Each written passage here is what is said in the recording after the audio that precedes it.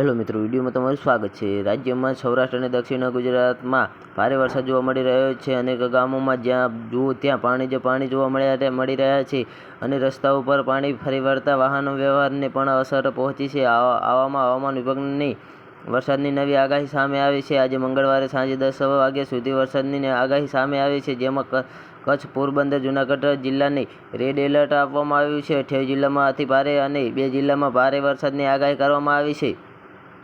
તો જી હા મિત્રો, સૌરાષ્ટ્રમાં વરસાદની માહોલ જોતા આજે સાંજે 10 વાગ્યા સુધી 3 જિલ્લાને રેડ એલર્ટ આપવામાં આવ્યું છે, જેમાં કચ્છ, પોરબંદર અને જૂનાગઢને રેડ એલર્ટ પર રાખવામાં આવ્યા છે। તો 28 જિલ્લામાં અતિ ભારે વરસાદનું ઓરેન્જ એલર્ટ અને મોટા ભાગના જિલ્લામાં ભારે વરસાદની આગાહી સાથે 2 જિલ્લામાં વરસાદનું યલો એલર્ટ આપવામાં આવી રહ્યું છે। તો જી હા મિત્રો, હવામાન વિભાગની માહિતી પ્રમાણે 3 જિલ્લાને રેડ એલર્ટ સાથે 28 જિલ્લામાં વરસાદનું ઓરેન્જ એલર્ટ આપવામાં આવ્યું છે, જ્યાં અતિ ભારે વરસાદ પડી શકે છે અને 2 જિલ્લામાં વરસાદનું યલો એલર્ટ આપવામાં આવી રહ્યું છે। તો જી હા મિત્રો, છેલ્લા 12 કલાકમાં 147 તાલુકામાં વરસાદની બેટિંગ સાથે ગુજરાતના ગામડાઓમાં પાણી કર્યા હતા, જેમાં ગુજરાતના 60 તાલુકામાં 1 ઇંચથી વધુ વરસાદ જોવા મળ્યો હતો। આ સાથે ગુજરાતના કલ્યાણપુરામાં 11 ઇંચ, માણાવદરમાં 8 ઇંચ વરસાદ પડ્યો હતો, પલાસણામાં 6.5 ઇંચ, વિસાવદર બારડોલીમાં 6 ઇંચ, માળિયા, આટીના, દ્વારકા, ઉપલેટામાં 5.5 ઇંચ, કામરેજ, ગીર ગઢડામાં 5 ઇંચ વરસાદ, કપરાડા,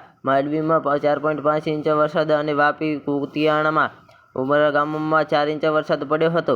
તો હા મિત્રો, વિડીયોમાં બન્યા રહેવા બદલ ધન્યવાદ।